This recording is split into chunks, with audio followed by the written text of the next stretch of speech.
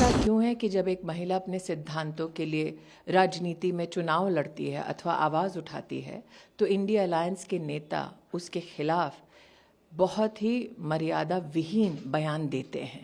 नीचता पे उतरने की बजाय अगर इंडिया अलायंस के पुरुष नेता मुद्दों के आधार पर भाजपा की अथवा एनडीए की महिला प्रतिनिधियों के साथ वाद विवाद करे तो ये स्वीकार है, लेकिन ओछी टिप्पणी करके अपनी राजनीतिक रोटियां सेकना ये कहां तक मुनासिब है, ये हमें सोचना चाहिए। आपको महिला प्रतिनिधियों के साथ अगर दो हाथ करना है शब्दों के जरिए तो आप आर्थिक मुद्दों पर कीजिए, आप आंतरिक सुरक्षा के मुद्दों पर कीजिए, आप डेवलपमेंट के ऊपर कीजिए। नीचता पर उतरने की कोई जरूरत नहीं है।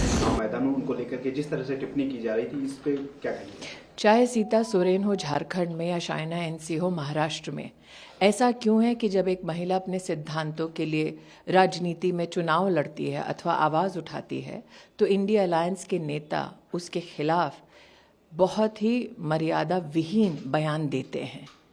नीचता पे उतरने की बजाय अगर इंडिया अलायंस के पुरुष नेता मुद्दों के आधार पर भाजपा की अथवा एनडीए की महिला प्रतिनिधियों के साथ वाद विवाद करे तो ये स्वीकार है, लेकिन ओछी टिप्पणी करके अपनी राजनीतिक रोटियां सेकना ये कहां तक मुनासिब है, ये हमें सोचना चाहिए। आज झारखंड में और महाराष्ट्र में आगामी चुनाव में अपनी हार को देखते हुए इंडिया अलायंस के नेता जिस प्रकार की बयानबाजी कर रहे हैं, क्या वाकई में उससे वोटरों को कोई पॉजिटिव अथवा कोई प्रोडक्टिव चेंज दिखाई देता है? मेरा ये मानना है, आर्थिक नीतियों पर, आंतरिक सुरक्षा जैसे मुद्दों पर चर्चा क्यों नहीं करते ऐसे महिला प्रतिनिधियों के साथ इंडिया अलायंस के ये नेता?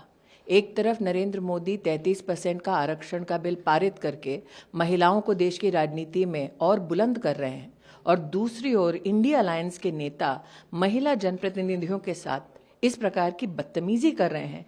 ये देश की जनता न सिर्फ देख रही है बल्कि वोटर भी इसका मुंहतोड़ जवाब देंगे। जिस तरह से एनसी को आइटम गर्ल कहा गया कि विदेशी आइटम, उससे पहले भी बहुत सारे कांग्रेस के नेता महिला नेत्रियों को खिलाफ जिस तरह से करते रहे टिप्पणी, दुर्व्यवहार। आपको मैं याद दिलाती हूँ कि इंडिया अलायंस के नेताओं ने तो द्रौपदी मुर्मू जी को भी नहीं बख्शा था।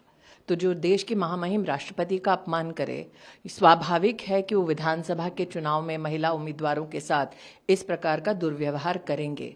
लेकिन मैं पुनः कहती हूँ ऐसे पुरुषों से, आपको महिला प्रतिनिधियों के साथ अगर दो हाथ करना है शब्दों के जरिए तो आप आर्थिक मुद्दों पर कीजिए, आप आंतरिक सुरक्षा के मुद्दों पर कीजिए, आप डेवलपमेंट के ऊपर कीजिए।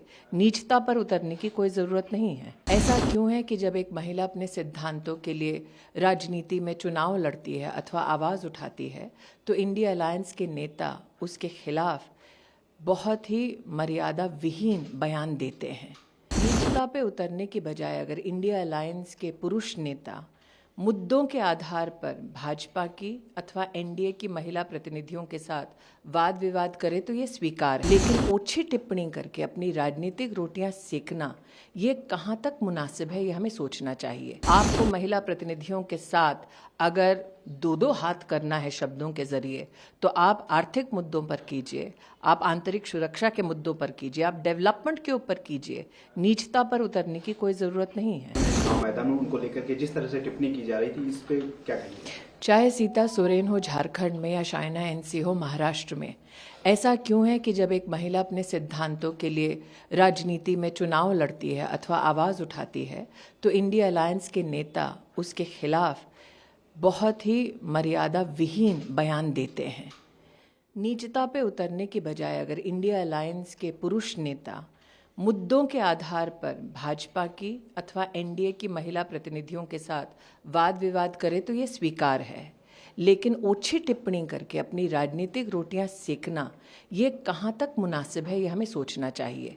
आज झारखंड में और महाराष्ट्र में आगामी चुनाव में अपनी हार को देखते हुए इंडिया अलायंस के नेता जिस प्रकार की बयानबाजी कर रहे हैं, क्या वाकई में उससे वोटरों को कोई पॉजिटिव अथवा कोई प्रोडक्टिव चेंज दिखाई देता है?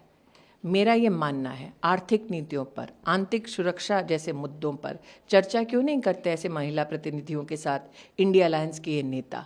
एक तरफ नरेंद्र मोदी 33% का आरक्षण का बिल पारित करके महिलाओं को देश की राजनीति में और बुलंद कर रहे हैं और दूसरी ओर इंडिया अलायंस के नेता महिला जनप्रतिनिधियों के साथ इस प्रकार की बदतमीजी कर रहे हैं, ये देश की जनता न सिर्फ देख रही है बल्कि वोटर भी इसका मुंहतोड़ जवाब देंगे। जिस तरह से एनएनसी को आइटम गर्ल कहा गया कि विदेशी आइटम, उससे पहले भी बहुत सारे कांग्रेस के नेता महिला नेत्रियों के खिलाफ जिस तरह से करते रहे टिप्पणी, दुर्व्यवहार। आपको मैं याद दिलाती हूं कि इंडिया अलायंस के नेताओं ने तो द्रौपदी मुर्मू जी को भी नहीं बख्शा था। तो जो देश के महामहिम राष्ट्रपति का अपमान करे, स्वाभाविक है कि वो विधानसभा के चुनाव में महिला उम्मीदवारों के साथ इस प्रकार का दुर्व्यवहार करेंगे। लेकिन मैं पुनः कहती हूं ऐसे पुरुषों से, आपको महिला प्रतिनिधियों के साथ अगर दो दो हाथ करना है शब्दों के जरिए, तो आप आर्थिक मुद्दों पर कीजिए, आप आंतरिक सुरक्षा के मुद्दों पर कीजिए, आप डेवलपमेंट के ऊपर कीजिए। नीचता पर उतरने की कोई जरूरत नहीं है।